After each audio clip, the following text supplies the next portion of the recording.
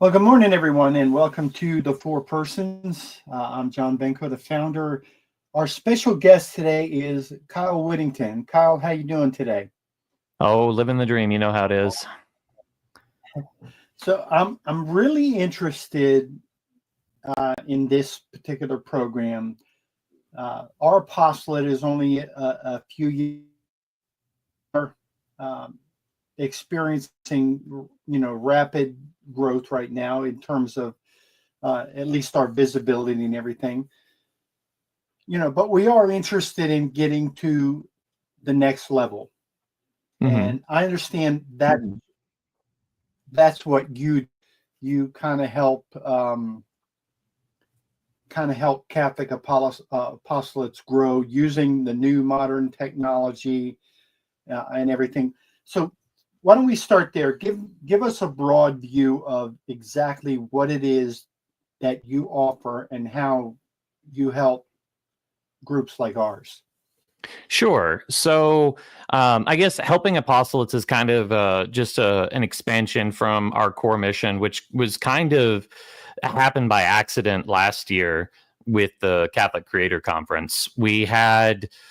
I just had this idea. Well, okay, I'll just start from the very beginning. It kind of all started with the Pints with Aquinas debate between Trent Horn and Dr. Gavin Ortland on Sola Scriptura. It was a live event that was open to the public, and a whole bunch of people came. So me, Swan Sona, Braden Cook, who runs the channel, the Catechumen, Derek Cummins, a lot of these guys who had been interacting online in the creator space.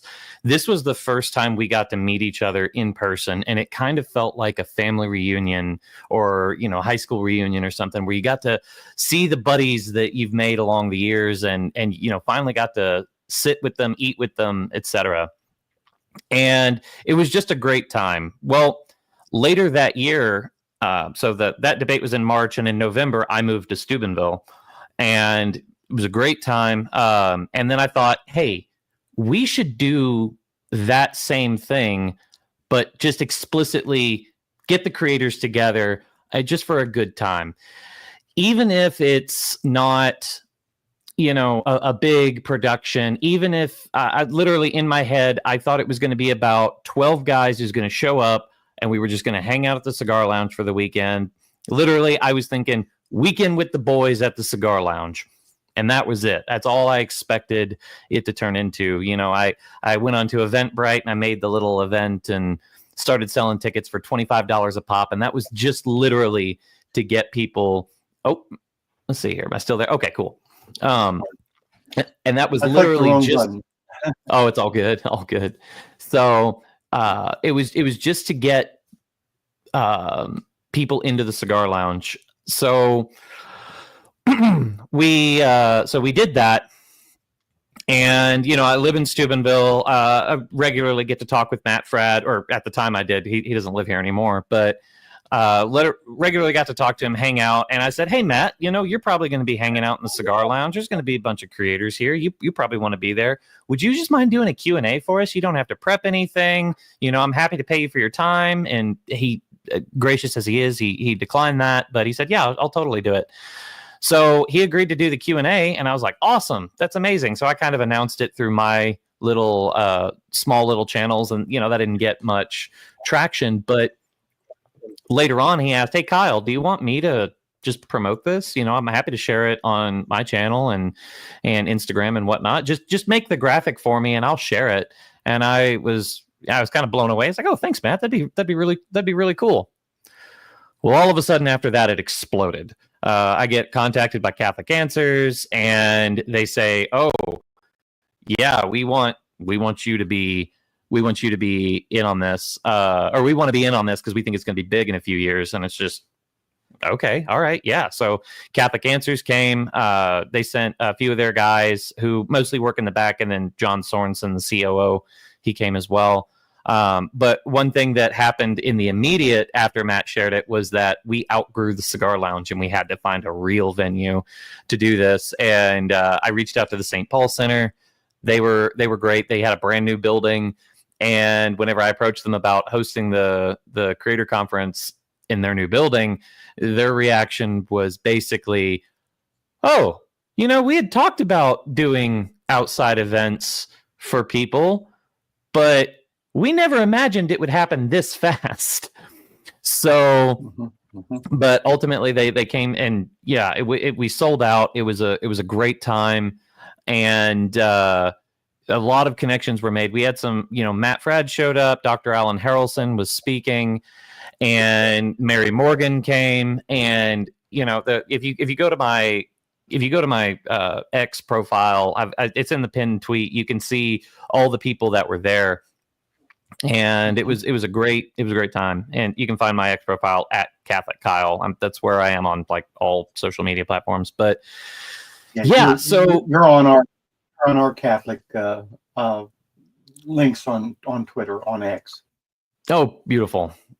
Yeah. So they anyway, so it kind of turned into this actual real legitimate thing basically overnight, and we were like, okay, we need to formalize this. Well, so the primary intention before all of this is that we just want to foster friendship in the Catholic creator space, because if you've spent more than 10 minutes on Catholic X, you know what a toxic dumpster fire it is. It's so bad. People spouting off all this nonsense and just being ugly to each other. It's so ironic. It's so ironic that you say that. I'm not trying to interrupt you, but I wanted to get this put in, because it's so ironic that you say that, because at no time have we seen that more clearly than the last couple of days since the passing of our beloved Pope. It has gone, I mean, like you said, it's toxic, but it has gone ultra toxic in that amount of time. It's really been bad. Yeah, exactly. And, there was a late 20th century, early 21st century philosopher who once said, what's his name? Mike Tyson said, social media has made you guys way too comfortable with being disrespectful and not getting punched in the face for it. So, and I think that's a lot of. I think I've heard of him. Yeah. No, I think he had a public appearance that was pretty high profile earlier this year. But anyway, he but there's just some wisdom behind that too. And like everybody knows that, what's better, emailing a business, calling a business, or showing up into their face and saying, I have this problem, I need you to fix it. Because when you're within strangling distance of somebody, things move a little better. And I just thought, hey, why don't we get all these creators within strangling distance to each other, or hugging distance, excuse me, and have a chance to build some real, authentic, incarnational friendships. And I think last year it was a big success. We had a lot of people who actually, I won't name them, but we had actually 2 guys show up that had a little bit of an internet beef going on shortly before the conference. And then I was talking to another one. He said, like, man, I had that guy. His face was 12 inches away from mine. We talked. We hashed it out. Before, I hated that guy's guts. Now I only have good things to say about him. And it's just like, oh, it's beautiful. I love it. And, whenever you just close that gap, things go a little better. And especially on X, we have a lot of anonymous people who just get to say all the awful things that they want, and there's no consequences. And it's just, I understand anonymity for the sake of like protecting your livelihood, for speaking the truth. But like whenever, a lot of times it becomes a shield to do wrong and not suffer consequences for it. So, but anyway, so that's kind of what we did. But then after the conference went, we kind of sat back and thought, like, okay, I understand putting out the dumpster fire, but what do we do after that? Like, okay, let's say that we build the community and we're stronger. Now what? Well, one thing that just kind of looking around and seeing things is that the Catholic Church used to be the driving force of the culture. You go to the Sistine Chapel, St. Peter's Basilica, all this beautiful art, that had the weight of the church behind it. And, these treasures are still available to us today. I mean, that centuries later, and they're still standing. And why aren't we? It seems that we let go of the reins of the culture, and the godless society did not hesitate to pick up those reins, and we see where that's taken us. So, what are we doing there? Like, what do you? I don't want to be too critical of Catholic filmmakers who are doing the best that they can with what they have. But if I asked you, hey, do you want to go see a Catholic movie? Your answer is probably going to be, yeah, sure. But it's probably coming more from a sense of obligation that, oh, it's a Catholic movie, so I probably should go see it because I need to support this art. But do I actually want to see it? Well, no, because the quality is going to be low. A lot of Catholic and Christian movies have the exact same problem as the woke movies, in that they're preaching first and then the story's just kind of tacked on. And, it's like, whether it's far left or preaching a good message, that's not the way to do a movie. And then, we've noticed that there's a lot of apostolates out there who are on social media and doing their best. But I mean, this is an ever evolving game. What worked 2 years ago isn't going to work today. And like, I don't want to, well, you can probably figure out who I'm talking about, but like, let's say that your primary focus is TV. Well, millennials, Zoomers, Gen Alpha, we don't watch TV. We don't pay for Dish Network, or we don't pay for cable. We stream everything. So, how are you evolving in this? YouTube is kind of the primary marketplace for ideas, in that we have, this is where a lot of stuff is happening. I did a poll recently on my X account and on YouTube, asking where's the best evangelization happening, and on both platforms, YouTube was the number one. And and I asked, it was Facebook, X, Instagram, and YouTube, and YouTube was number one across the board. So that's where we need to come. And one thing that a lot of Catholic YouTubers make the mistake of is, we get into this, we've got our small little pond, and we think that the other little fish in this little pond are our competition, but that's not necessarily the case. In order to properly evangelize, we have to break out into the mainstream. Your competition isn't Matt Fradd or Trent Horn or Taylor Marshall or whatever. Your competition is Mr. Beast, Mark Rober, Ryan Trahan. These guys. You're competing for the attention of the audience.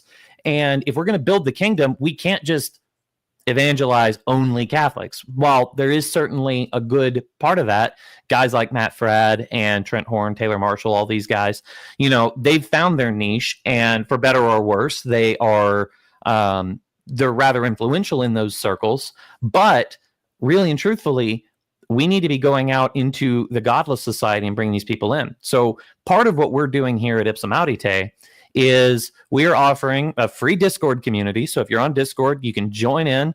We've got a little bit of a creator application that says that, hey, you can do that. You can come in, and we're going to give you tips, and you can interact in the community. We've got quite a few really active people in there, some of whom have pretty large channels. One guy in particular, he runs the channel Master Samwise. He's got like 156,000 subscribers or something like that. And, he's gotten videos that gets millions of views. And while he never outright says that he's Catholic on YouTube, all his videos are just dripping with Catholic morality. And I think we just want to equip some of this excellence back into our art form, because what is media but art?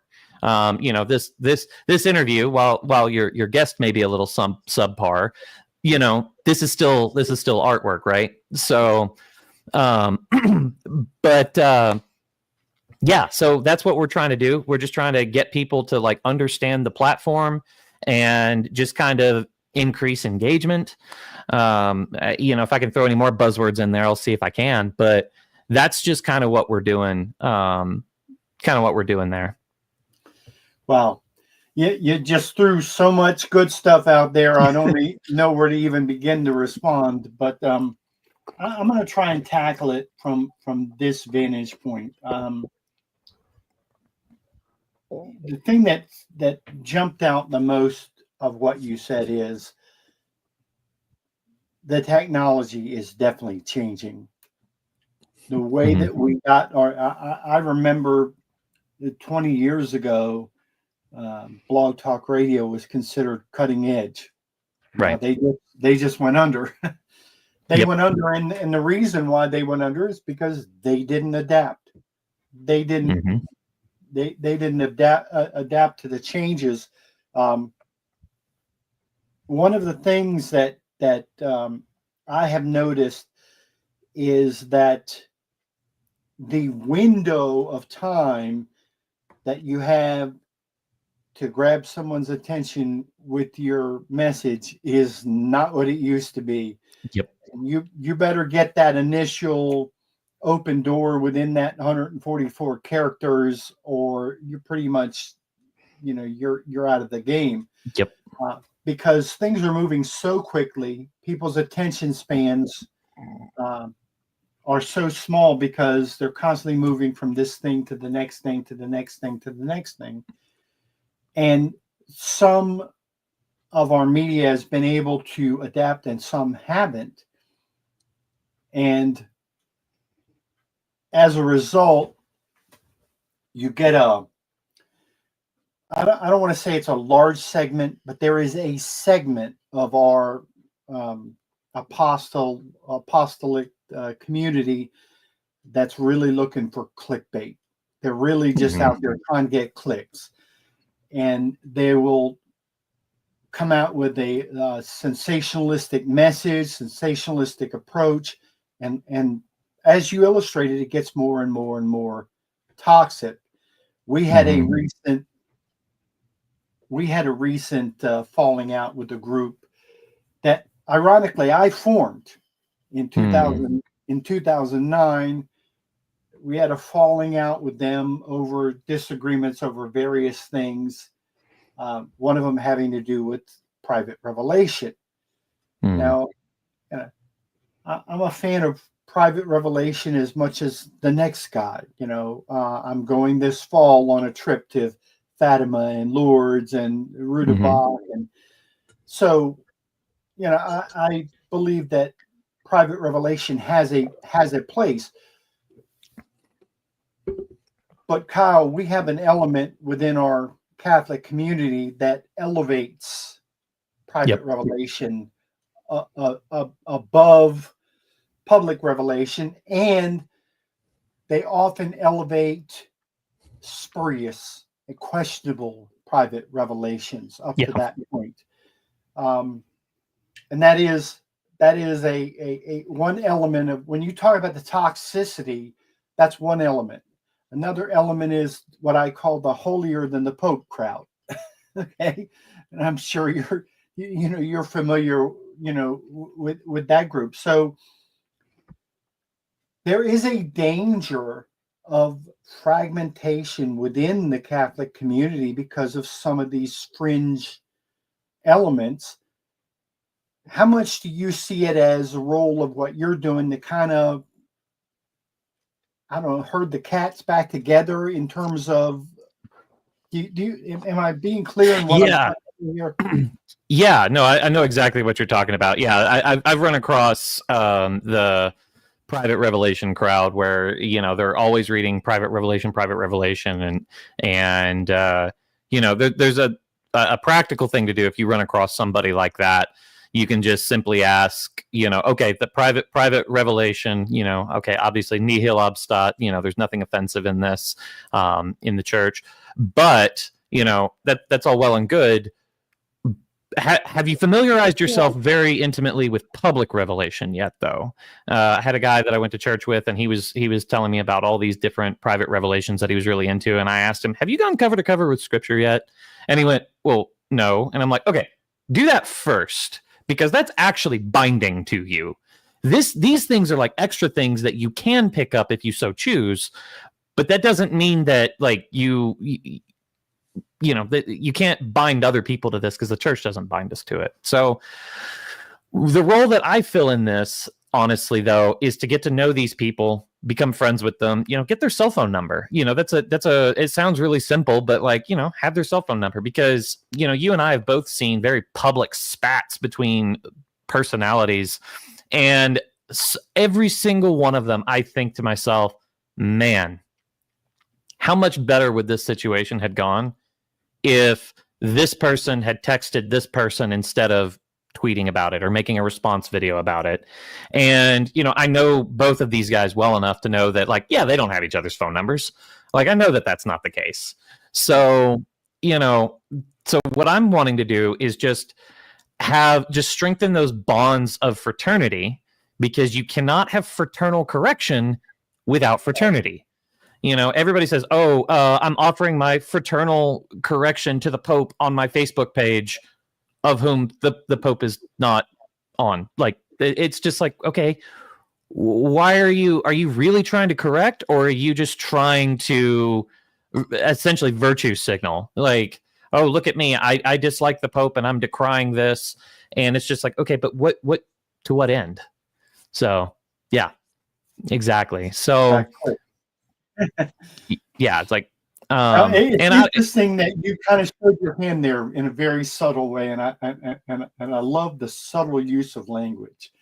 Okay, when you talked about a private revelation that got a nihil obstat, you kind of showed your hand there. We're basically talking about the same particular private revelation that I'm not going to name, but I know we're talking about the same particular one.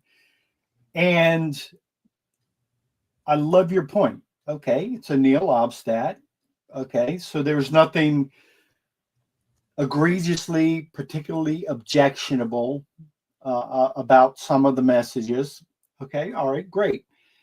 But do you want to base a Catholic worldview on that?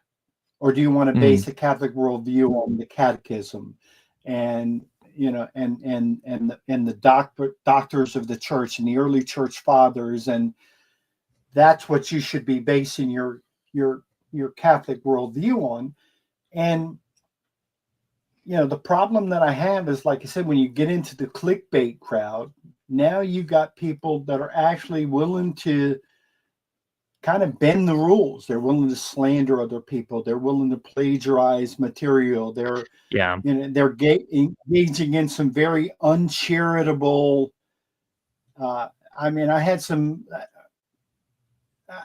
This particular person. I'll just give you an example. This particular person intimated that I may have been in some way involved in the attempted assassination on then candidate Trump.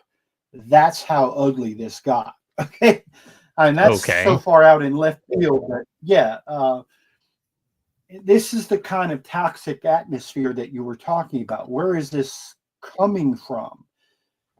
And we become detached from the moorings of our faith when we're allowing our minds to go into places like that, right? Yeah. And I think a lot of that just comes from like just a total disconnect from reality. There's a pretty common phrase online these days called, you need to go touch some grass. And, there's so many of these things where it's just like, if you spent more time outside than you do staring at a screen, like, you wouldn't be able to even get to this point. Think about, when you and I were in high school, if some kid thought that he was a deer, well, that would just get bullied right out of him. Everybody around him tells him, that's really stupid. Don't do that. I was like, oh, no, I'm going to go into the woods and pretend to be a deer because that's who I really am. And, and everybody's like, that's stupid. You shouldn't do that. That's ridiculous. And I'm sure everybody in the audience is going to agree with that point as well.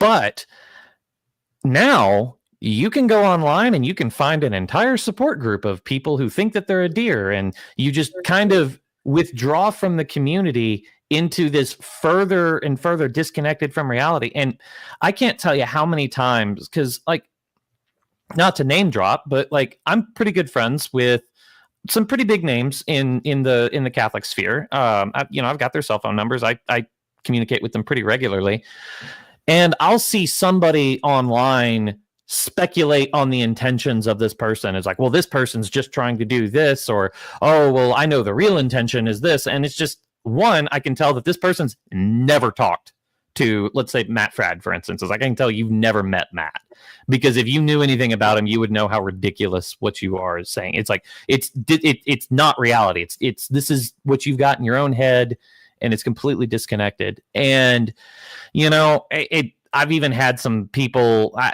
very early on in my YouTube career, if you want to call it that.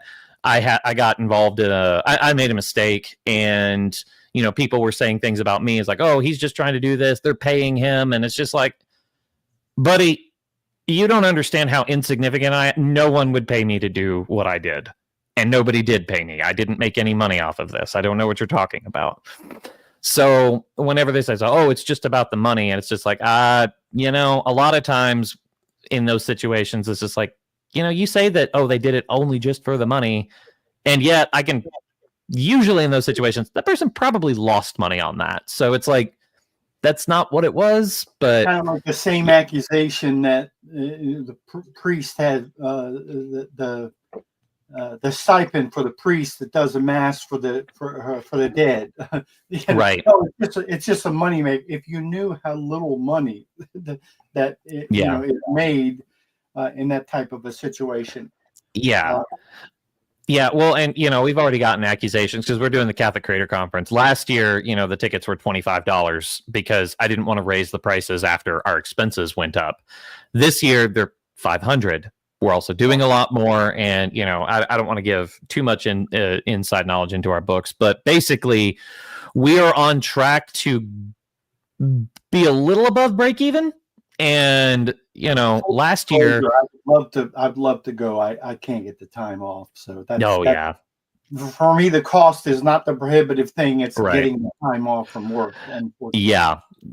No, and it's there've been a few people too where it's just like, hey, I can get the time, I just can't get the money. And I said, like, well, I can find money for you. I can't find your time, but. And we've been able to work out some things with people like, hey, just crowdfund with your audience, and that's worked out pretty well. We actually recently ran a successful campaign with getting a guy to go to Rome with us this summer. So that's one cool thing that the Vatican's doing for the Jubilee year is there's a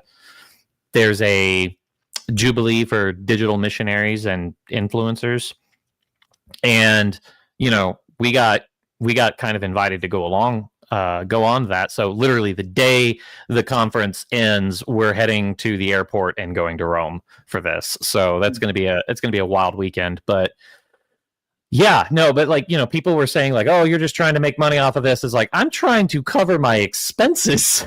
Last year, it cost thousands of dollars out of my own pocket to put this on. So it's just like, no, it's not just money. It's primarily the mission. And you know what? There might be a little left over at the end, which will probably just be reinvested into next year to secure stuff and whatnot. Yeah, so people don't realize, even someone on our level, I mean, we're a 501c3. People don't realize there are expenses involved. I mean, there's the legal expenses, there's the practical business expenses. And then, it's like you said, you've got to have a halfway decent microphone in order for this to sound. So there's investment there in the equipment and everything. People don't realize that it costs money. I want to revisit something you said just a minute ago, because you talked about our need to go outside of the Catholic circles into the mainstream, and I agree with you, except for one thing. When 2/3 of American Catholics don't believe in the real presence, we got a problem in our own house. And how do you feel our responsibility is, or how do you feel like we should address our responsibility to kind of clean up our own house? Because that's an incredible statistic that 2/3 of American Catholics don't even believe in the real presence. Yeah. So we'll just take those numbers on its face and assume they're accurate. I think that this still isn't I think as creators, our job doesn't change in terms of trying to reach those people. In fact, I think that it's even more pressing that we raise our we raise our game. We step up our game. Yeah, exactly. We step up our game to reach those people too, because those people are not watching any Catholic creators, or if they are, they don't even realize that it is. These people are not watching Pints with Aquinas. They're not Catholic Answers, and they're not even, watching some creators that, we might even think of as a little bit more problematic. Even that would be an improvement. These guys, if they're on YouTube, they're watching Mr. Beast, they're watching, all these How Ridiculous, Dude Perfect, whatever. That's who they are watching.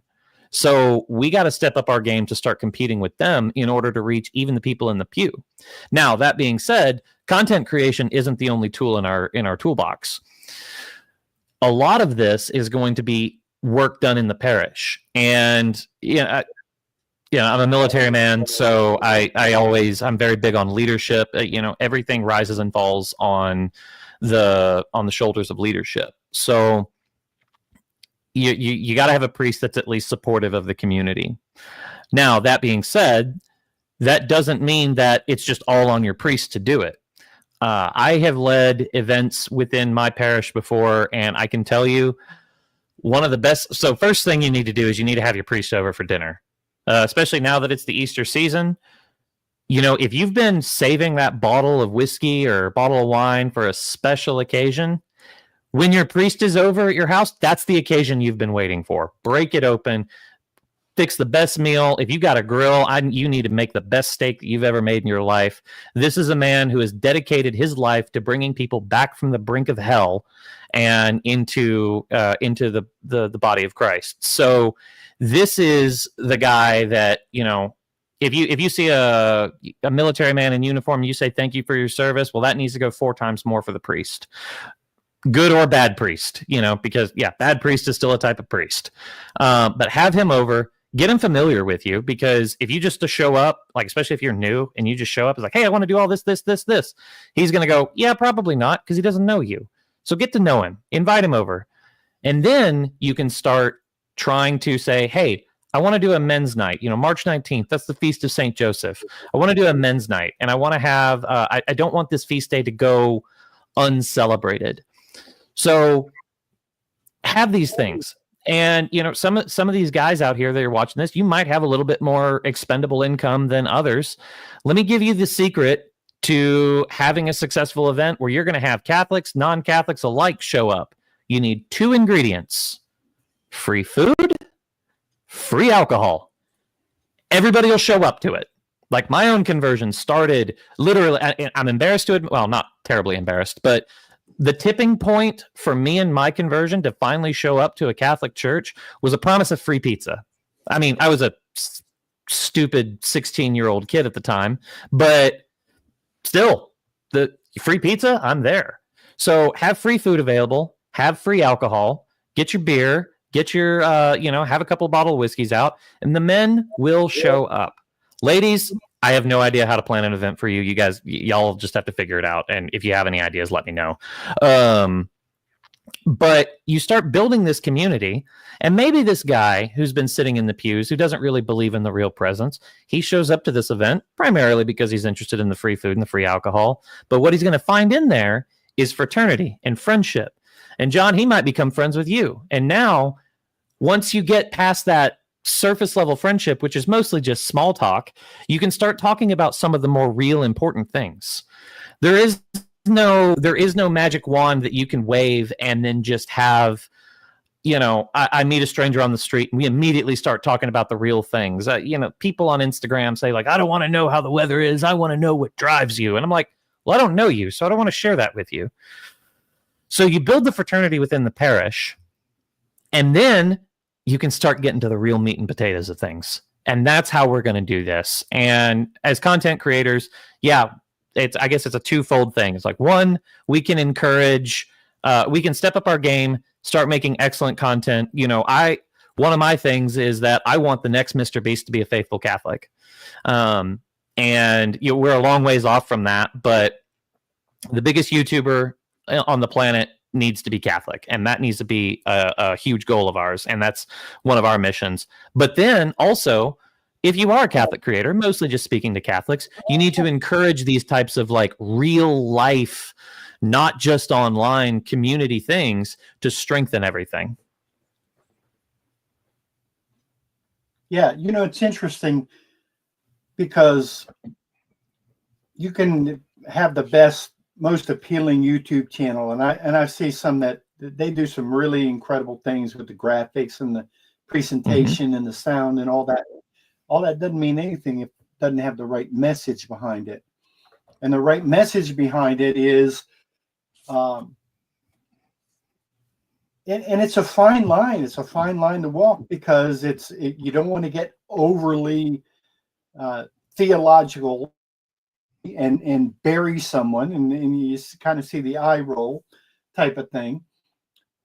But by the same token, you don't want to be so shallow that you're just really, you're just mixing in with the culture.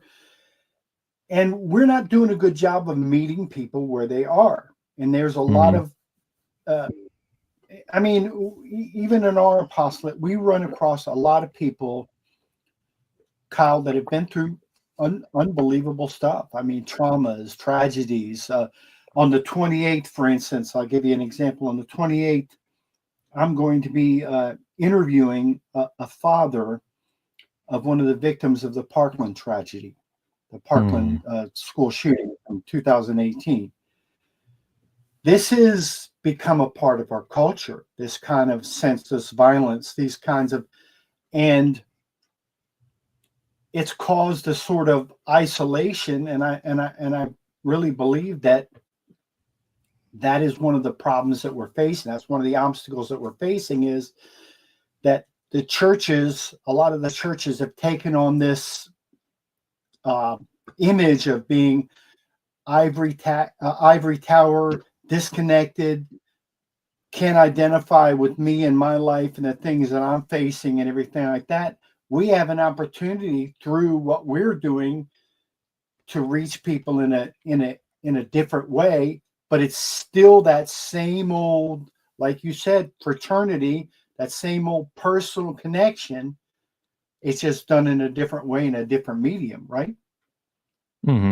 Yeah. Well, I had a friend talk to me once about, we went to an Institute of Christ the King oratory in St. Louis. So a big fan of the Latin Mass. And it's, he started bringing a friend with him, who was just coming out of atheism. She had a lot of trauma and everything. And my buddy, thank God, he was very protective, because he basically said, hey, you need to let me know if any of these guys gives her a hard time about something that there's no way she could know about. Because if that happens, I need to go knock some heads. And it's just like, okay, yeah, I think we can do that, because he's like, listen, our Lord speaks of, faith the size of a mustard seed, and how that can bloom into something that's, big and strong. Well, if you know anything about gardening, farming, whatever, you plant that mustard seed, but what is it first? What does the mustard seed turn into after you plant it? Well, it's just a little sproutling. Well, if you are the guy with your combat boots and you see that little sproutling and you stomp it, you could end it right there. And it's like, oh, well, the person's faith should have been stronger. It's like, well, it wasn't. So what are you going to do with that? So, and now, Mr. Holier than thou Latin Mass or whatever, congratulations. You just ended, or you just did serious damage to this faith journey of this person that could have become this great saint. And now you're going to be held accountable for that at your judgment. So, that's something we should just take a little bit of time to think about, and just being a little bit more gentle. I see people on X always like, well, being nice isn't a virtue. It's like, correct. Nice isn't a virtue, but gentleness is in fact a fruit of the Holy Spirit. So that's something that we just have to keep in mind. Yeah, it's not sympathy, it's empathy. It's the idea of I can identify, I can relate with your life experience and how you may have suffered in your life. let me tell you what I have discovered that has kind of helped me overcome, rather than like, I think what you're saying here is the motivation of some people is to talk down, I'm higher than you. You should respect how wise I am and how knowledgeable I am. Well, you might be the most knowledgeable Catholic in the world. You might be the most knowledgeable theologian in the world. But like you said, for the little sprout that's just trying to come out of the ground, this is a person that's trying to find their voice. This is a person that's trying to stand up after maybe, something, horrific or horrible that's happened in their life. And, the old expression, I don't want to get too cliche, but people don't care about how much you know until they know how much you care. Yeah. I think there's a lot of truth to that, right? Yep. Yeah. No, and I think one thing that I see a lot online is just a what is it? We see this over intellectualizing of the faith, and it's frustrating because I see this a lot, especially like sedevacantist will do this. It's like, oh, you're just too stupid for this. And it's just like, well, Jesus came to save both the scholar and the beggar. So if the beggar is left out of your ideology, well, then that's not the faith. If Christianity was merely an intellectual venture, Satan would be the best Christian. Satan's way smarter than you. He knows apologetic arguments that we haven't even conceived of yet. He knows Christian theology. He understands the Trinity better than any of us ever will on this side of eternity. And yet, he's a terrible person. Satan, that's what we talk about, if you want to say pure evil. He's the closest thing to pure evil that could possibly exist. And he's smarter than everybody here. And yet he's still chosen to be against God. It's not just an intellectual journey. And I feel this, people find the faith and it is good, but then they want to just lord it over people. And I just can't help but think that it's a sort of sacrilege, because of all the things that you could have beat people over the head with, why are you choosing the cross to do that?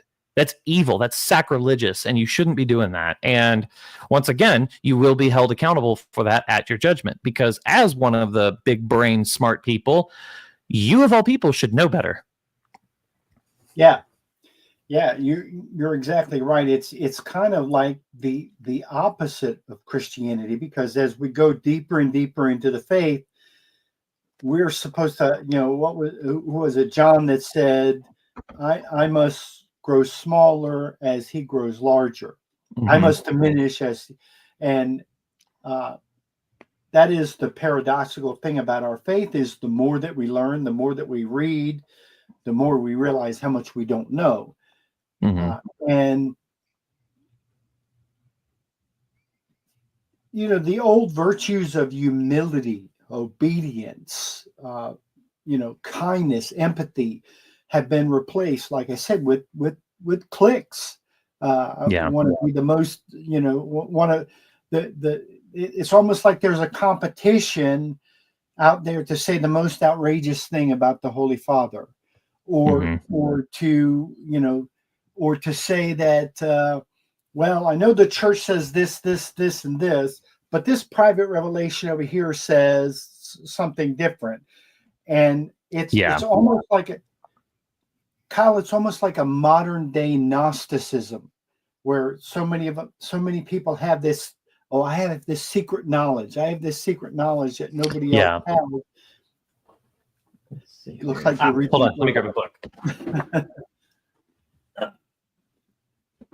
The phenomenon that you're talking about, Monsignor Ronald Knox wrote an entire book on this, Enthusiasm.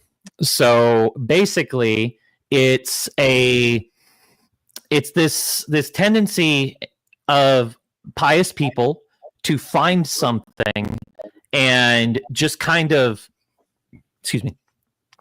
like take this and like elevate it. And then like, obviously these people then grow in their spiritual life, and then they start thinking, okay, now everybody has to do this. And you could do this with, say, like a daily rosary, which is a beautiful, encouraged devotion. And I don't want to say that like it, I don't want to say anything bad about it, but there does become this tendency to where like I'm doing the daily rosary, I'm seeing what it's doing for me.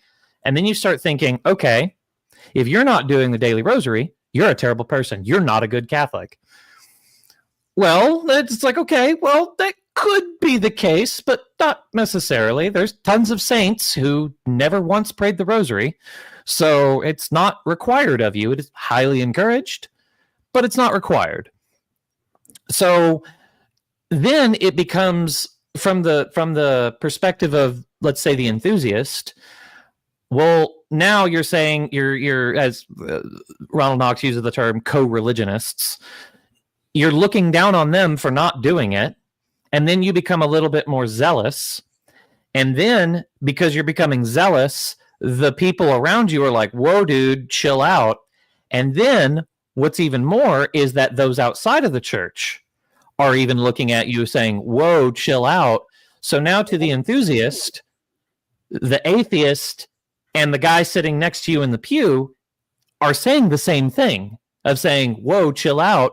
So now you think, oh, this guy is an atheist. You know, this guy in the pew, he's saying the same thing as the atheist. That just proves that I'm right. And whenever you go into this, it usually ends in a schism, because it's just like, oh, I'm higher than this. I'm higher than all of this.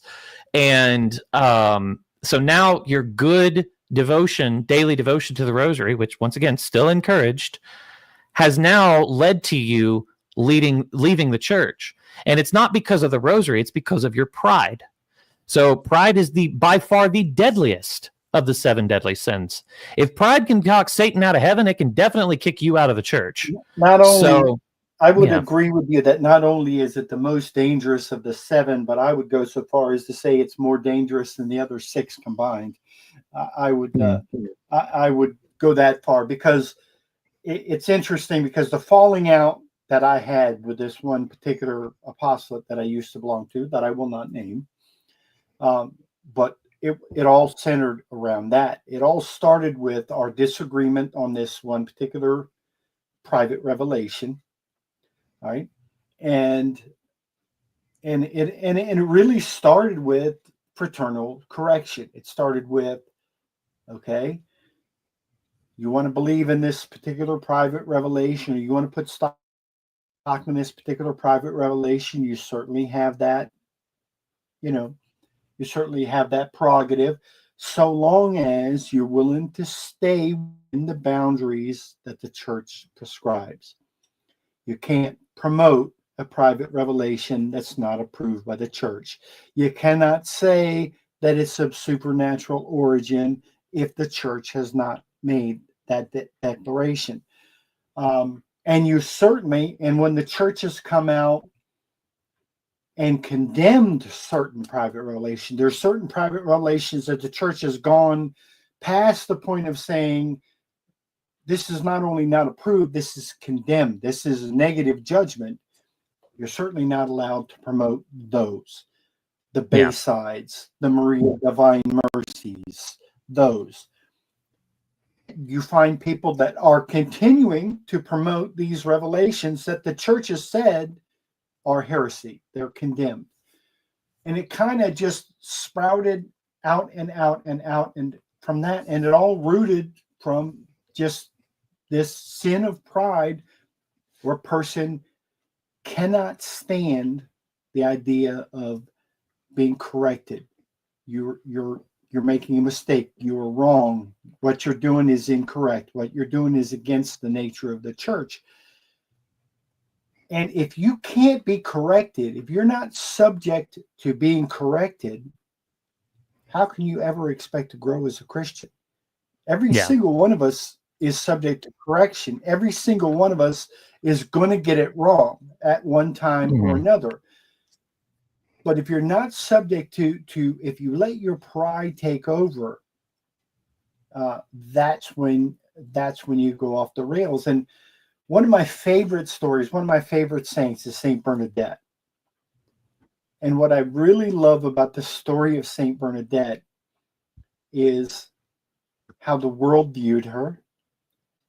She was ignorant, she was stupid, she was uneducated, she was a peasant, she was nobody to be listened to. And the bishop asked her, did the lady identify herself? Did she give you her name? And this 14-year-old uneducated peasant girl says, I am the Immaculate Conception. And that was just, so God uses the humble to confound the wise. And we see that over and over and over again. And you talked about our battle with the devil, and the devil is far smarter than all of us. And he's able to twist our minds in directions that we can't fathom. But there is a way to combat the devil. And the way to combat the devil, the weapon that he can't fight against, is humility. He has no answer for humility. And so to fight the devil, rather than being, I'm the proudest, I'm the biggest, I'm the, we have the best, ministry, we have the best YouTube channel. It should be just the opposite. To retreat back into, I am smaller, the church is bigger, God is bigger. And that humility, the devil can't combat. Yeah, I believe it was St. John Vianney, but if anybody knows better, feel free to correct me, and especially in the comments. But I think it was St. John Vianney that said, you will find every virtue in hell except for humility. Atheists love, atheists hope, but you will not find humility in hell. I think it was like Satan appeared to Padre Pio and says, like, you don't have a shot at heaven. You fast, but I don't even eat. You study the faith, but I know it better than you. And his response was, yes. Oh yeah. Well, I can humble myself.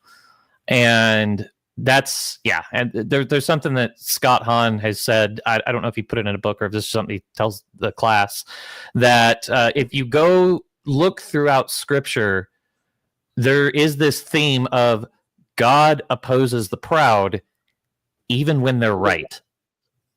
So, if you have your pride is your most useless thing in your possession, if you find an opportunity to offload some, i.e. be humiliated, you should jump at it. Somebody corrects you, you see that you're wrong, thank them.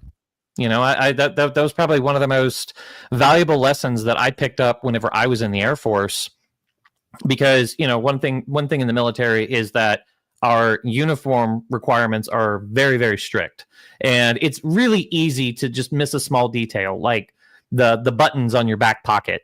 If you put your wallet in, you might have forgotten to button those buttons. Okay, that's fine. If you see that, it's like, hey, hey sir, your buttons are unbuttoned. Oh, so you got two options there. One, you can give them the finger and say, mind your own business, or you can say, oh, I didn't realize, thank you. And you just thank them for the correction and you move on. You correct it, and now you're both better off. And and I did a few things like that where I would correct some strangers, or you see a guy walking around without his hat on, and it's just like, or he's got his hat on inside, or something like that. And what are you going to do? Well, it's like, hey, sir, you forgot your hat. Oh, my bad, dude. Or, yeah, I'm heading to the store right now to pick one up. I don't know where it's at. Whatever. That I don't know. It's just a simple thing. There's nothing inherently evil about being wrong if your ignorance is genuine, but there is something wrong with bucking the correction if it's been offered to you. And and I think humility, especially in the creator space, because it's so easy to get your head inflated with all of this. And this is something my business partner Drew, he runs the channel Drew the Catholic, is really big on, is that we need to really think of ourselves as digital missionaries. And let's say you were a missionary somewhere out in Africa or something like that. There's a very real danger to your physical person in this. If you make a wrong step, or if you offend somebody, or if you don't act right, you could be killed. Praise God, that could be a martyrdom. So you know what? Yep, they're going to cut your head off because you refuse to renounce the faith, and praise the Lord, there's another saint in heaven. But because of that, you're a lot more careful, because in some parts of the world where you're on mission, you wake up each morning knowing that this day could be your last. So, you do that. But here online, today's probably not my last day. It's probably not yours either. There's a reasonable hope that you're going to live to see tomorrow. If you need to go to confession, chances are you're going to be able to do it on Saturday. But the spiritual danger is off the charts, because it's a lot more subtle. It's a lot easier to be right with God when you know that there's a knife to your throat, or there could be a knife to your throat at any day. Whenever it's just like, oh, okay, if I do this, I'm going to get some rude comments, or I'm going to get some heat on this, or whatever. It's like, I can kind of do what I want. There's no real danger. And that's actually the spiritual danger, which I think is it's far easier and far more dangerous. So anyway, that's what I have on that. I think it's far more dangerous because it's far more subtle and easy to miss. It's not easy to miss a knife to your throat. The message is pretty clear. But you're right in one respect that it is far more dangerous, and the reason it's far more dangerous is because it carries with it the sin of scandal. Because if I set a bad example, then, like you said, the people on the outside are watching that. The people on the outside are pointing to that. See how those Catholics are? And you see this kind of poking the bear tactic online all the time. If you're in any kind of a public forum, a faith forum, or whatever, the Catholics are prey. They're attacked day in, day out. When somebody throws, well, Ephesians 2:8-9. Oh, I've never seen those two verses before. It's not, you know what I'm saying? The same arguments over and over and over again. And you realize that the number of people who are willing to actually engage in a serious dialogue on these things is very small. Most of them want to throw stones. They want to throw stones. Well, when you respond in an uncharitable way, all you're doing is feeding into that game. You're feeding into the caricature they're making of Catholics as intolerant, full of hate, not full of the Spirit, all of these things. And it is the sin of scandal. And it is a very delicate balance to correct. No, your argument is wrong because of this, and this, but still be charitable. And I have a friend who grew up a Protestant, and he is on the brink of, he's told me he's on the brink of converting to the faith, largely because of the arguments that I have presented to him. But I wanted to let you know that the interesting thing is the thing that kind of opened the door is in my discussions with him. He just basically asked me, okay, well, what is your biggest argument for Catholicism? What would say your biggest argument for Catholicism is this? Well, it makes sense of suffering. And that was kind of opening the door, because if our works and our sufferings don't have any value, well, God is just mean then. It's just, if our suffering is just gratuitous, it doesn't have any value, it doesn't have any purpose, then God is making us suffer for his own entertainment value, I guess, is what you would be the implication you draw from that. But it's kind of interesting because that is one of the vantage points that people don't want to go into. They want to, and the prosperity gospel has kind of risen out of this, is that everybody wants to talk about faith as if it's, God is like a genie that grants us our wishes and will promises us happiness and everything like that. Sometimes real, genuine faith doesn't look anything like that. And that's an opportunity for us to make a connection with people who are suffering, who are going through trials, to know, okay, your suffering is not in vain. It's not worthless. It does not have no value. It can actually be used as an evangelism tool. But, and how this all ties into this larger conversation that we're having about pride is, too often, Kyle, I see people, well, you need to pull up yourself by your bootstraps and stop feeling sorry for yourself. And,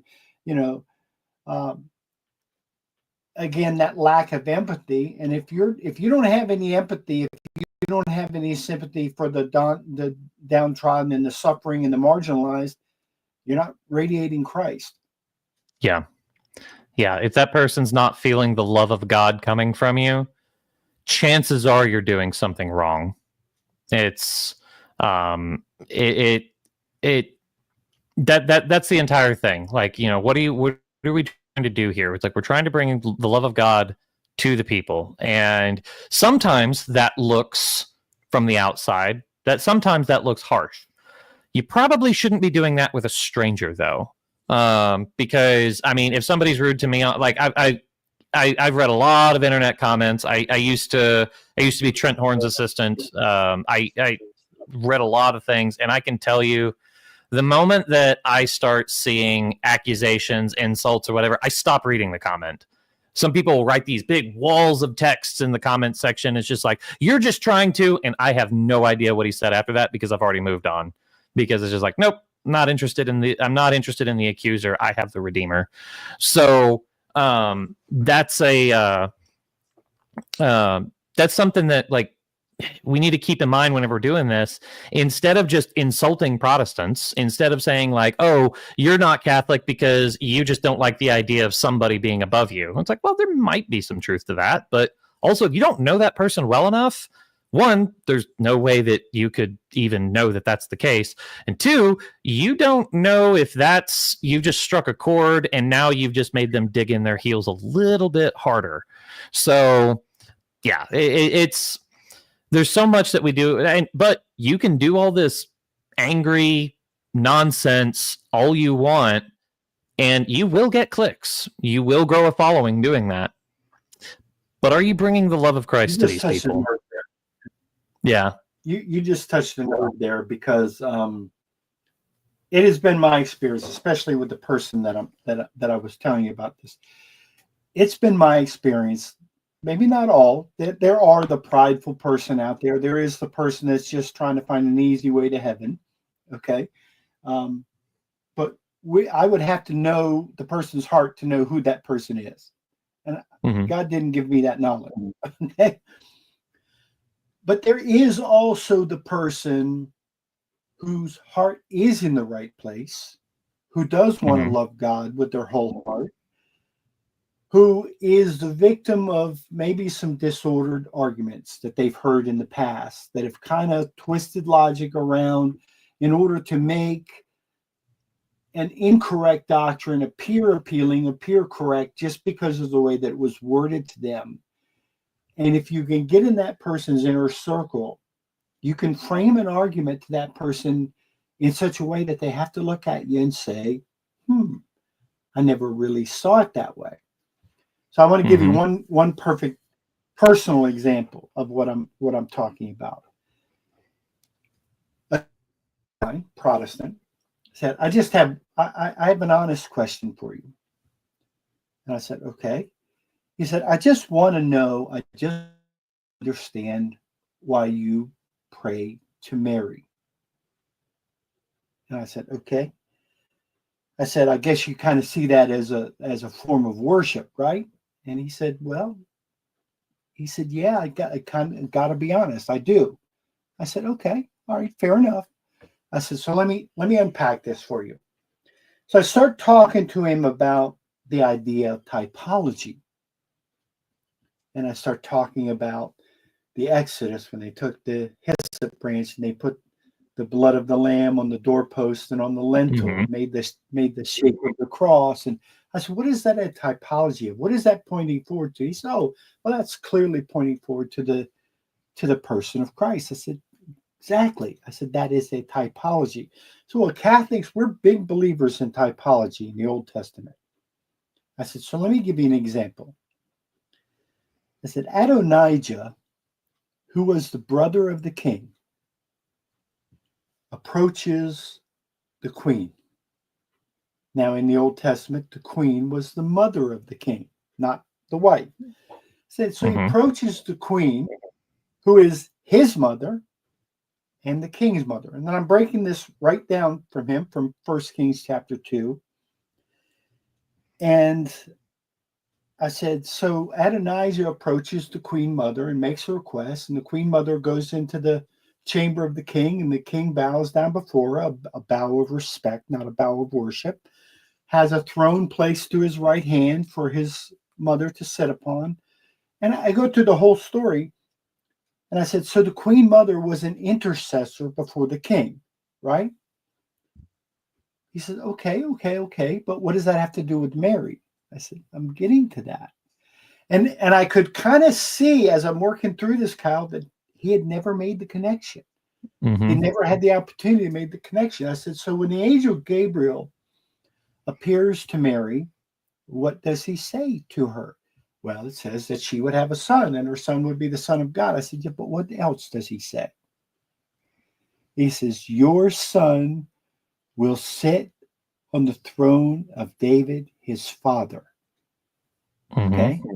And he said, okay. I said, so Jesus is the Davidic king.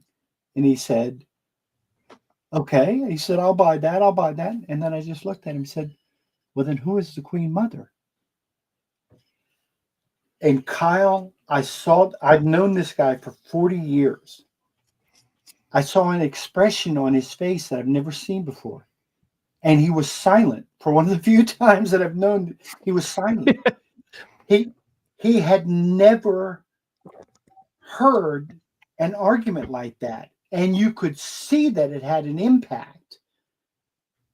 And the reason I'm telling you this story is because how many times will if we just get the opportunity, if we just get inside the person's inner circle, forming that relationship first that you talked about, now we have the opportunity to present the case for Catholicism in a way that we've never had the opportunity. But Right. if we, on the other hand, if we do like you say, if we stomp down in our boots on the little sprout just as it's trying to come out of the ground, we never get that opportunity. Right. Right. And what's worse is you might prevent anybody else from having that opportunity now because you've put such a sour taste in their mouth. They might want nothing to do with Catholics. So yeah, so it's very, very, very yeah. There is one point that I want to make about how we go about things because I see this on Twitter all the time, and that it's people assume the worst out of, I might say something a little ambiguous, and people will just assume the worst about what I possibly meant at that. It's straight from the Catechism. It's paragraph 2478, and the way that I remember this is that you got to think. Whenever you're online and you're interacting with people, you got to be thinking of this 24/7, 8 days a week. So CCC 2478. To avoid rash judgment, everyone should be careful to interpret insofar as possible his neighbor's thoughts, words, and deeds in a favorable way. And then it has a quote from St. Ignatius of Loyola. Every good Christian ought to be more ready to give a favorable interpretation to another statement than to condemn it. But if he cannot do so, let him ask how the other understands it. And if the latter understands it badly, let the former correct him with love. If that does not suffice, let the Christian try all suitable ways to bring the other to a correct interpretation so that he may be saved. So it's not saying like, oh, don't ever do don't ever do fraternal correction. But the first thing that you do is that you ask, like, hey, what did you mean by that? What do you mean by this? Because if you don't understand somebody, how on earth could you possibly correct them? I can't tell you how many times where I've had people get all high and mighty with me. It's like, well, this is actually the truth, and I'm like, yeah, that's exactly what I was saying. You know, I perhaps I'm a poor writer, and that's not what that's not. I didn't communicate that clearly. At which point, like, I accept that criticism. But if you're saying like, oh, you're a heretic for saying this, and it's like, no, I'm not a heretic. I'm just a bad writer, and you know, so that's why it's really important to ask people's understanding. And the beautiful thing with Protestants, and this is why I think we've had so much success in converting a lot of Protestants, is that their love for Scripture is unquestionable. You know, if you can prove it from Scripture, they're on board, which is exactly what you did in your situation. Yeah, and then I went further with the same individual. Mm-hmm. Okay, because again, when you're willing to do this charitably, you can kind of take their arguments or their understandings to their logical conclusion, unroll it, take it to its logical conclusion, and then show them why it doesn't add up. Or where there may be a cognitive dissonance that they're not even aware of, where they're trying to hold two different views in their mind at the same time, and they're not even aware that they're doing it. I'll give you an example. The same individual. So his name was Jim. And I said, so Jim, I said, let me ask you just a straightforward question. Tell me what I must do to be saved. Under your understanding, tell me what I must do to be saved. He said, well, you have to accept Jesus Christ as your Lord and Savior. That was the first thing that I seized on. I said, yes, Lord and Savior, not just Savior only. Too many people are trying to get fire insurance. They want to have they want to have Jesus as Savior only, but they don't want him as Lord. It's a package deal. I said, would you agree with that? He said, yeah, I can agree with that. I said, okay. All right. I said, but Jim, tell me what I must accept about him. Can I accept that Jesus was really a super nice guy who said a lot of really smart things? Is that enough? He said, well, no, really. Well, what must I accept? He said, well, you have to accept him for who he is. I said, well, who is that? He said, well, he's God. He is? He said, yeah. I said, so Jim, are you saying that I have to assent to Jesus' divinity in order to worship him? Is that what you're telling me? And he said, well, yes, of course. Interesting. Because I don't assent to Mary's divinity, and yet you accuse me of worshiping her. Why the double standard? And again, I got that blank stare on his face because nobody had presented it to him, and he saw the inherent contradiction in his own position that he had never seen before. That, well, he had just been conditioned to believe that Catholics worship Mary, but he had never really examined what is worship. Never gone deep enough into his own theology to examine what is worship. And again, not to keep emphasizing the point over and over again, but unless we have that charity and that compassion and that fraternity, never get the opportunity for the conversation to progress that far, right? Right. Yeah. And, there might be a few people out there that you could probably get to with just raw intellectual power, but I've known quite a few people that come to the Catholic position through just merely raw intellectual power. And those guys typically don't stay in the church for very long. So it's just like, this is not just that it's not merely intellectual. So, you got to have love, you got to have faith. Faith, hope, and charity. So, of which, charity is the top one, because there's no faith and there's no hope in heaven, because both of those have been fulfilled. So, but there will always be charity. So you really can't truly get a grasp on how much our Savior loves us until you really get a grasp on how much that he identified with us in our suffering. And one of the biggest, I'm sure that you've read multiple, Catholic classics, a lot of the books, a lot of the classics I can see behind you. You have quite a few volumes there. If you had to name one that really impacted you, and you can only name one, which one would you go, what would be your go-to? Of the classics, probably The Imitation of Christ by Blessed Thomas à Kempis. That one impacted me quite a lot. And then, oh my goodness, I am blanking on the name, but it's the little one, the little short. It's almost a pamphlet from Saint Alphonsus Liguori. Oh my goodness. The Uniformity with God's Will. There we go. Those probably, both of them are very well. The Imitation of Christ is a little bit heavy, but Uniformity with God's Will is, I mean, it's like a 45-minute audiobook, and I'm sure you can find it on free if you find it for free if you're like a Spotify premium member. But yeah, The Imitation of Christ, though, really, I picked that up in a time in my life where I thought, man, I've really got this Catholic thing down, and I'm doing really good. And man, it's like I'm going to be on the track to sainthood. Yeah, let's go. Then I read The Imitation of Christ, and it's like, oh my gosh, I don't even have the basics down. Oh my goodness, this was getting smacked down by, yeah. Yep. I've read that, and it had a huge impact on me. Yeah. Yeah, and the one that, as a friend of mine used to the expression to the head, the one that impacted me the most was Dark Night of the Soul by St. John of the Cross. Yeah, that book had a huge impact on me, and the thing that impacted me the most,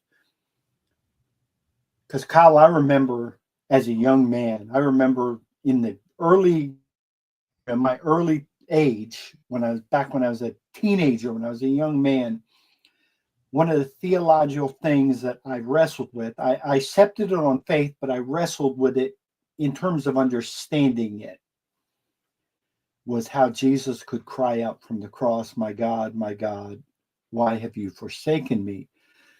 Because I'm trying to wrestle with it as a theological, okay, Jesus is God. How can God cry out from the cross that he's abandoned by God? And I remember I had a lot of difficulty with that.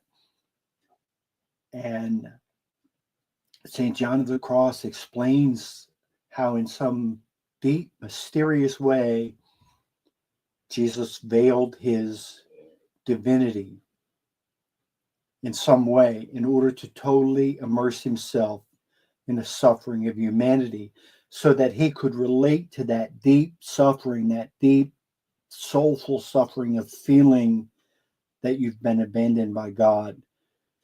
And if you've never been to that place in your life, it's dark. It's a dark place. It's a lonely place. Yeah. And after some particularly catastrophic things that happened in my life with my family, I was there, and I understand what that's like. And St. John of the Cross says that when you're in that deep, dark suffering where you feel that you're abandoned by God, he's with you in that moment, and he's actually closest to you. That's the moment when he's the closest to you. Mm-hmm. And for me, that was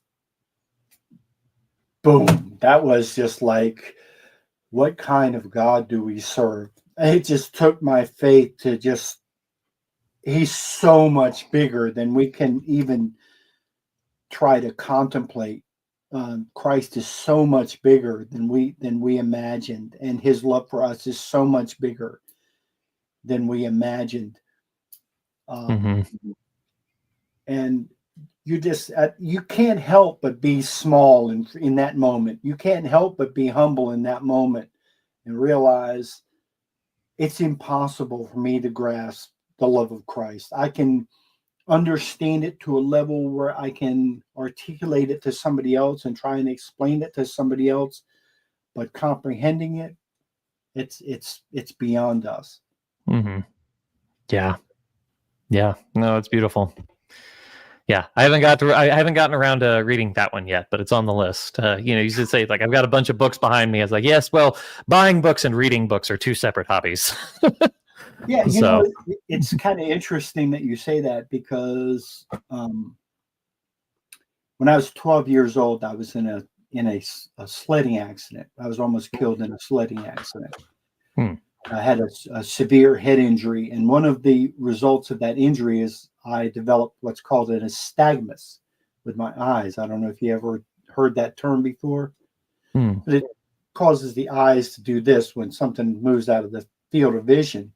And the result of that is I had difficulty reading, because your eyes move back and forth across the page, and after reading something that was long, I would start to get headaches. I would start to develop headaches from the eye movement. Around about 2020, 2021, for some reason, that phenomenon vanished. And I was able to pick up books and read them. So what do? I jumped right into St. John of the Cross, Dark Night of the Soul, the entire works of Anne Catherine Emmerich, the diary of like I said, Anne Catherine Emmerich, Diary of Saint Faustina, the 4-volume Mystical City of God, Maria of the Gra- I mean, big books, big. So I went from one extreme to the other. But like I said, of all the ones that I've read, and there's been quite a few, St. John of the Cross impacted me the most. Nice. It's beautiful. Yeah. Well, where do you want to go next? What are some of your other favorite saints? I'd just be interested in. Ooh, St. Francis de Sales. St. Francis de Sales has. I don't want to criticize St. Joseph at all. He's my confirmation saint. But if I could go back and choose a different confirmation saint, it would probably be St. Francis de Sales. His imprint over my life, looking back, is quite apparent.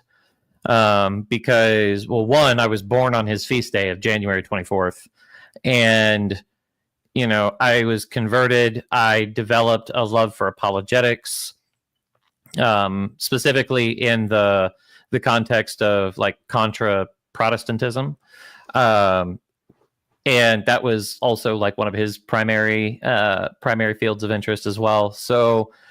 And then the place where I really, really started to take my faith seriously was St. Francis de Sales Oratory in St. Louis, which is arguably the most beautiful church in the country. And if you're ever in St. Louis, be sure to stop in. Tell the rector, Canon Coggeshall, that Kyle said hi.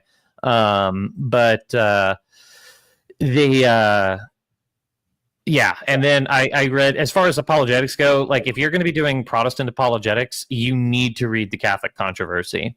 That is, I think that's just kind of a baseline. Start there and then move on.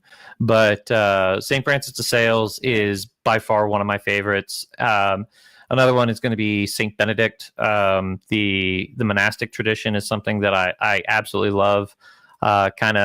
Kind of fell in love with St. Benedict at Clear Creek Abbey in Oklahoma, which is a little piece of heaven here on earth. It's wonderful. If you ever get a chance to go, especially as a man, the suggested donation to stay with them is $50 a night, and they feed you while you're there.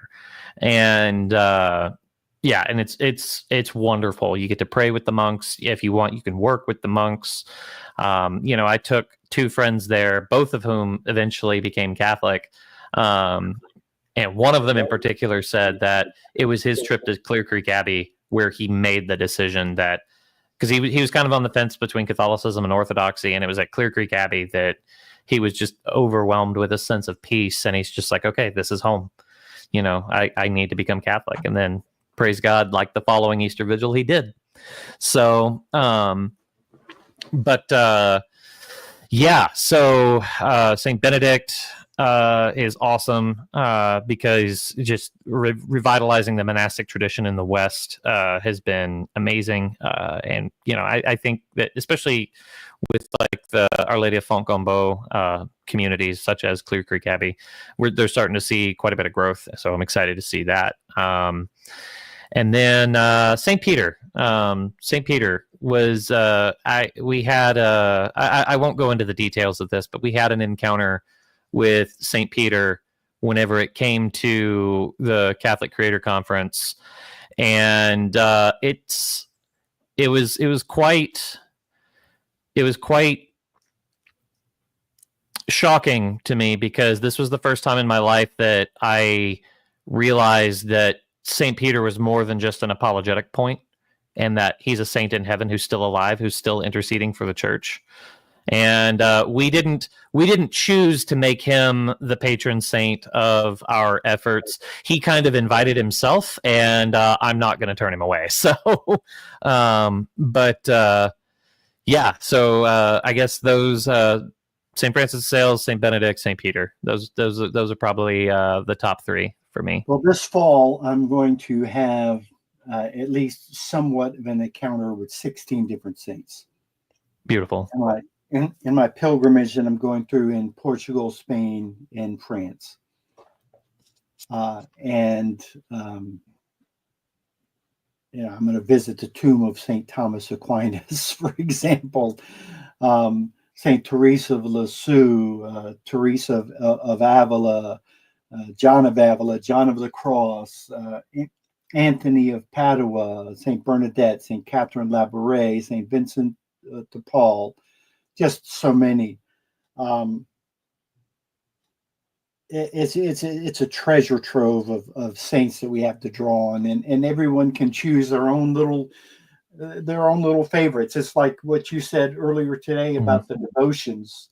One size doesn't have to fit all. Right. So I want to close by, I want you to tell our audience, give us all the details on how we can become involved with the network, with your group, the services that you offer, how that we can partner up and take advantage of everything that you do to help us to grow. I know you did mention that one of the people that you're involved with was Swan Sona, and he was on our... Yeah, Swan's a very good friend. Yeah, we interviewed him just a couple of weeks ago. He was on this. Wonderful. This program just a couple of weeks ago. Yeah, he's a brain trust. He really is. Yep. No, next month I'll actually be heading to his graduation at Harvard. So pray for him and as he continues his journey. He is, and amazingly, for as brilliant as he is, amazingly humble person too. So, give us all the details on how we can network, how we can connect with you, and all the different things you offer. Yeah, a couple of different ways. So in order to get into the Discord server, so Discord is an app that was primarily used for video game chats and stuff like that. But if you're familiar with Slack, which is a corporate app that a lot of people use, it's pretty similar to Slack. But we have a Discord community. It's free to join. You can either go to ipsumaudite.com and you will find the link to join the Discord there, or you can go to catholiccreatorconference.com. We also have the link to join there. There's an application that you need to fill out to prove yourself as a creator, because while we do have a section for aspiring creators, it's not as robust. But if, like yourself, if you are already out here engaging, you need some help, you can come in, join, and it's free to join. I don't want to let too much out of the bag, but we do have some like paid services that are in the works right now. So we do hope to turn this into a business. And one of our missions is that we want to empower Catholic creators to do this type of work full time. because, Mr. Beast didn't get to where he is by doing his thing on the side. He did it by devoting himself to it. So if we want to compete with that, we got to get on that same level. And part of that, you know what, hopes and prayers don't put food on the table. They can lead to that, but that's not what does it. People need to get paid for their work. And, a lot of this stuff, content creation, it's a lot of work.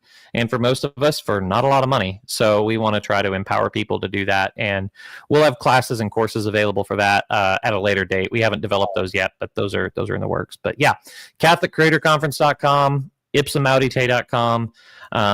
And you can join the Discord, get in there, get verified, and yeah, we'd love to have anybody there. Right now, we haven't strictly restricted it to only Catholic creators. We have a few Protestant creators in there,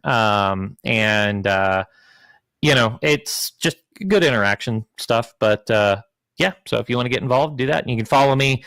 I'm mostly active on X these days, so just follow me at Catholic Kyle. And yeah, if anything else, just feel free to reach out and ask questions. I'm pretty easy to access. Thank you. I just want to make one last point, amplifying off of something you said. People are devoting their lives to this, and people are putting a lot of creative effort and time.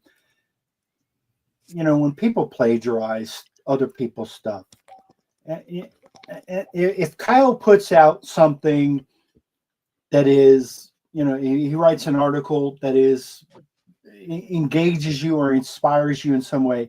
Kyle, correct me if I'm wrong, but I'm sure you don't have any problem with somebody citing a paragraph and saying, "Hey, Kyle Whittington said this earlier today."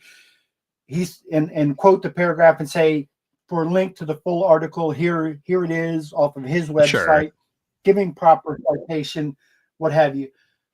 But when people copy and paste an entire article along with images and everything, slap their own name in front of it and make it look like they created it, that's just wrong.